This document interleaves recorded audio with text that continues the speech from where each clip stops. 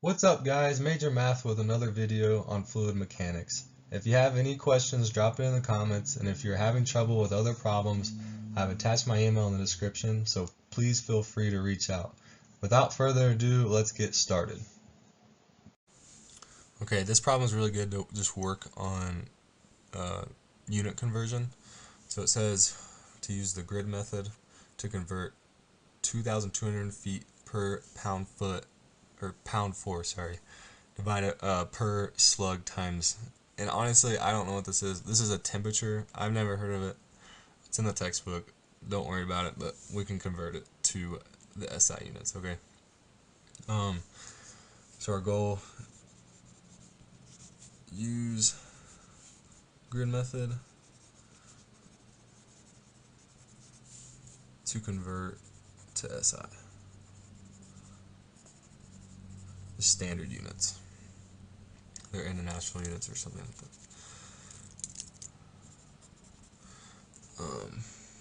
And we're given 2,200 feet times pounds force per slug. I also don't know what a slug is. It's the English unit to measure mass, but that's all I know. It sounds really weird.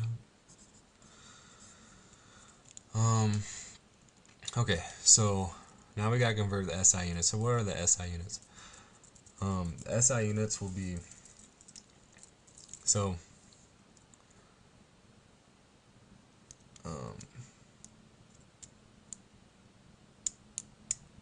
the temperature needs to be converted to Kelvin. The slug is a mass. We need to convert that to kilograms. And then feet times lbf, pounds force, is a work. So let's show you guys I'm looking at here, kind of.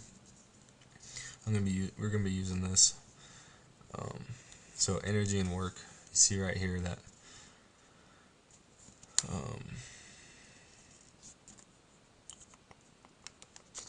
feet times pound force. That's a type of energy and work unit.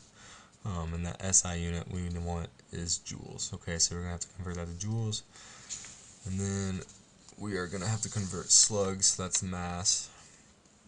Convert slugs to kilograms, and then we will have to convert this temperature R, whatever that stands for, to Kelvin. Okay, using this. So to do this, we're gonna use the grid method. Something called the grid method. So I'm gonna write this out. Times lbf, and that's over the units. Slug times R. Okay, so we wanna let's convert this foot times pounds force to joules. So we got 1 joule, and the textbook says 1 joule is equivalent to 0.7376 feet. Okay, so it looks like, so what I'm doing here is this is basically just equivalent to 1, right? So it says in the textbook that 1 joule is equivalent to 0.7376 feet times pounds force, right? So these are equivalent, and since these numbers are equivalent, you're basically dividing, it's just basically a fancy 1. This is basically just a 1 over 1, right? So when I multiply it, I'm multiplying by 1 and not changing the value, right? So that's the idea here. And I put this unit on the bottom so that it will cancel out with this. So these units will cancel out, and then my final answer, I'll be left with joules. So that's kind of my thought process, and this is what the grid method is called. Next, let's get rid of those slugs.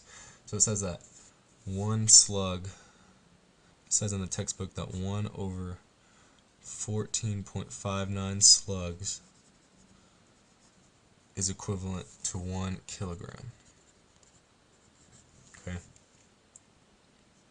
that's what it says. I just wrote it like this because that's what the textbook says. So that'll get this slug to cancel out, and then we'll be left with this kg on this kilograms on the bottom, which is what we want.